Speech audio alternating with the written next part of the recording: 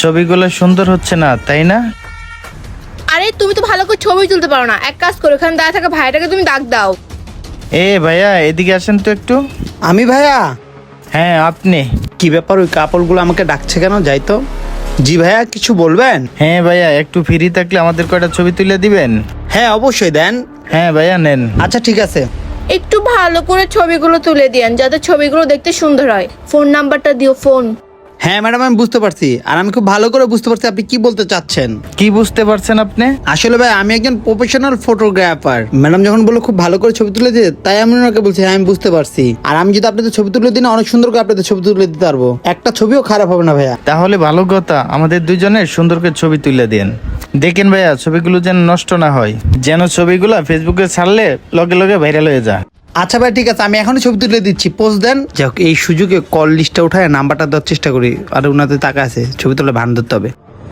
আরে তাড়াতাড়ি ফোন নাম্বারটা দাও, ফোন নাম্বার তাড়াতাড়ি করে উঠাও। ভাইয়া আপনি একটু ওদিকে তাকান। আচ্ছা ঠিক আছে।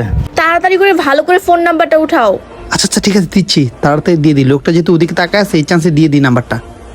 ভাই, পিছনের গাছপালা সহ ছবিগুলো তুলেন। হ্যাঁ ভাইয়া, পিছনের ব্যাকগ্রাউন্ডটা অনেক সুন্দর আছে, আপনি ওইভাবেই তাকায় থাকেন। কি ব্যাপার, ওদিকে তারাও দিচ্ছি তো। ওকে দেওয়া শেষ, ওকে ইশারা দিই, ডান। ভাইয়া অনেক সুন্দর করে ছবি তুলছি, ছবি তোলা হয়ে গেছে, এই নেন। আরে ও নেওয়ার আগে ফোনটা আমি নিয়ে নি। তাহলে এখন আমি আসি ভাই। হ্যাঁ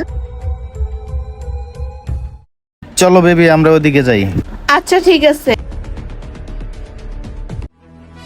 মনি, ছবিগুলো কেমন হয়েছে দেখাইলা না তো? বাসায় গিয়ে দেখো, এখন দেখা লাগবে না। আরে বাসায় গিয়ে দেখলে হবে? ওই লোকে ছবিগুলো তুলছে, ভালো তুলছে না খারাপ তুলছে এখানে চেক করার দরকার আমাদের। আরে তুমি কিন্তু একদম বেশি বুঝতেছো। তোমাকে না বললাম বাসায় গিয়ে তোমাকে ছবিগুলো দেখাবো, এই জন্য না আমি তোমার সাথে বের হতে চাই না। আরে রাগ করার এখানে কি আছে? আমি শুধু ছবিগুলো দেখতেই চাইছি। তোমাকে এখন আমি ছবিগুলো দেখাবো না, তুমি তোমার মতো যাও, আমি আমার ফ্রেন্ডের সাথে দেখা করতে গেলাম।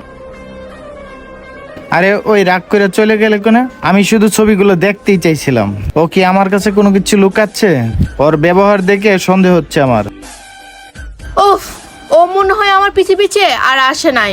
আর যাই হোক, ওই ছেলেটাকে একটা ফোন দেই। হ্যালো, হ্যাঁ, কি অবস্থা, কেমন আছো? আপনি আমাকে চিনতে পারছেন? আর কি বলছো, কেন চিনতে পারবো না? এত সুন্দর মেয়েকে কি এত তাড়াতাড়ি ভোলা যায়? কিছুক্ষণ আগেই তো আমার নাম্বারটা আমি তোমাকে দিলাম। ও তাহলে তো ভালোই, চলেন আমরা মিট করি। তুমি কি এখন ফ্রি আছো? তোমার সাথে লোকটা কোথায়? ও এখন আমার সাথে নাই, চলেন আপনার সাথে আমি দেখা করি। আচ্ছা ঠিক আছে, তাহলে চলে আসো, যেখানে আমি তোমার ছবি তুলে দিছিলাম। আচ্ছা ঠিক আছে, ওয়েট করেন, আস্তে আস্তে। আচ্ছা, এখানেই তো মেয়েটাকে আসতে বলছি আমি, আসবে? হাই। হাই, আসছো তুমি? আরে আমি তো তোমার জন্য এখানে এতক্ষণ ওয়েট করতেছিলাম। বাই দ্য ওয়ে, তুমি তো তোমার নাম বললো না, শুধু আমার নাম্বারটাই নিলা। আমার নাম মনি। আমার নাম নয়ন। যাই হোক, তুমি দেখতে অনেক সুন্দর। আচ্ছা তুমি কি কাজ করো এটা তো আমি জানি না। আরে আমি আবার কি কাজ করব? তুমি যে পার্কে ঘুরতে আসছো না, এই পার্কের মালিকই আমি। কি সিরিয়াসলি তুমি এই পার্কের মালিক? আমার তো বিশ্বাসই হচ্ছে না। আরে এখানে না বিশ্বাস করার কি আছে? তোমার যদি মন চায় তুমি আমার সাথে পুরো পার্ক ঘুরো, কেউ আমাদের কিছু বলবে না। ঠিক আছে চলো একটা নিরিবিলি জায়গায় যেয়ে বসি, যাতে কেউ আমাদেরকে ডিস্টার্ব না করতে পারে। ঠিক আছে চলো। আরে দাঁড়াও, কোথায় যাচ্ছ তোমরা?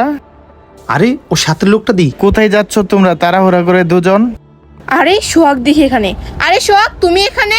হ্যাঁ আমি এখানে।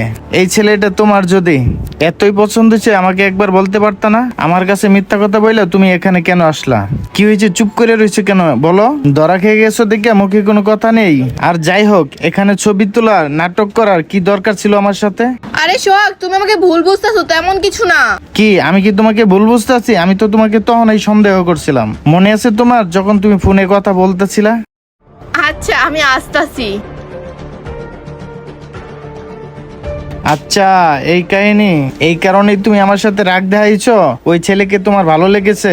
তুমি আমাকে ঠকায়া তুমি আরেকজনের সাথে প্রেম করবা, এটা আমি কিছুতেই মানবো না। ও কিভাবে, আমি কি কিছুই বুঝতে পারি না? আমি সব বুঝতে পারছি।